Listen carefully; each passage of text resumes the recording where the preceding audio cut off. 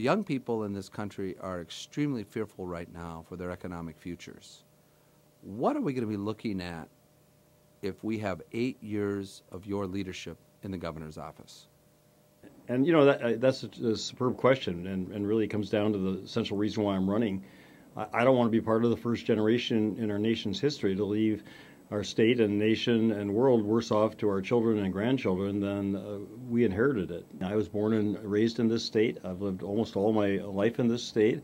You know, the state's been so good to me and to my family, and I'm very, very proud of Minnesota. And historically, we've had all these good reasons, and we've been recognized by Time magazine as this Minnesota miracle, and we have had leaders that believed in bringing out the best in people. And now, unfortunately, after now 20 years of failed Republican leadership at the executive branch of state government, and one wrestler turned libertarian, we have a state that doesn't work for so many people, and we have a state where people aren't working more than ever before in my lifetime. So the attempts that they have made, whether well-intended or not, I'll leave it for others to decide, but the bottom line is they failed this state. We had a state back when I was Commissioner of Energy and Economic Development for the Jobs Governor, Rudy Perpich, consistently was 2% or better below the national average on unemployment. Now we're at or worse than the national average. If we had a flat tax in Minnesota, where the wealthiest people in the state paid their proportionate share as the middle class does, that'd be $3.8 billion of additional revenues for state and local governments for the next biennium. That coincides with the shortage that Governor Plenty is unallotting, throwing people off of health care, massive layoffs of school teachers, and cutbacks in essential services, police and fire, and local governments.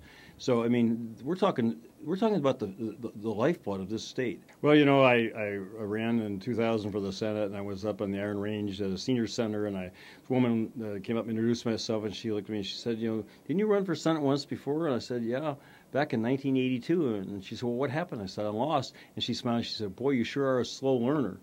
Well, I said before I went to Washington that it's a cesspool there, and I said afterward I underestimated how bad it really is. I say what I mean, and I mean what I say, and I stand on my convictions. I was the only Minnesotan on Richard Nixon's enemies list for my opposition to the Vietnam War.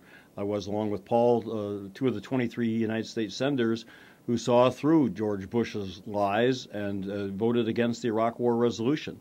And I regretfully say, since I favor a single-payer national health insurance for everybody, that this notion the president has of expanding the status quo, expanding the present insurance scam, and forcing everybody to take insurance and pay those excessive rates is going to bankrupt even more Americans. I remember a woman who told me about getting breast cancer and having to have surgery for that, and having United Health Group deny her $30,000 of reimbursement. Some people mock former Governor Perpich by calling him Governor Goofy. You were a big part of his administration. He created a lot of jobs. What can we expect if you become our next governor? Well, again, people should look for results, and that's what matters. You can make up names and call people, and I've been called plenty as well. But the bottom line is he produced jobs for Minnesota, and the greatest thing about being Commissioner of Energy and Economic Development back then, when we had a jobs governor, we had resources to put into economic growth, is that I could play a small part in that, come back a year later and see a building or an expanded building. There were cars out in front. There were real Minnesotans working at living wage, prevailing wage jobs. They had health insurance. We required that as part of the condition. They had benefits. I mean, that's where government needs to step in and go to work for the people of Minnesota. You know, thank goodness President Obama and this Congress are providing some resources, but it's going to have to be sustained. You know, we're not going to make this transition overnight, but solar, wind energy, geothermal, good old conservation, weatherization, insulation, all of that's got to be funded by the state government or given tax incentives at the state level, the federal level, and then we got to stick with it for the next 20 years and beyond. But again, I mean, if you say, well, we're not going to make the wealthy pay their fair share of taxes, everything else suffers, well, everything is suffering, and Minnesotans are suffering.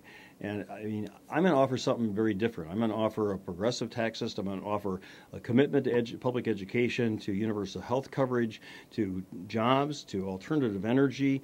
And if people want to continue in the present course, I say if they want continuation of worse government, they're not going to get it from me. Now we've got, I call him the former governor of Minnesota, Tide.m4v, because he left this state some time ago politically to pursue his presidential ambitions, who really has just turned his back on the best interests of Minnesota. Yeah. It's really for every voter to decide for himself or herself, based on their criteria. I am the only person who's run statewide. I've run in 7 statewide elections in Minnesota, and I've won 5 of them. I think even more importantly, the only person who's ever run a statewide office, and I run 3. I've got hands-on experience making state government work on behalf of Minnesotans, and that's going to be a huge task for the next governor, because after 20 years of neglect, these agencies are not responsive to people. I hear that all over. We can do it if we put the resources, do it, provide the training to teachers, and make the commitment that we're going to do it.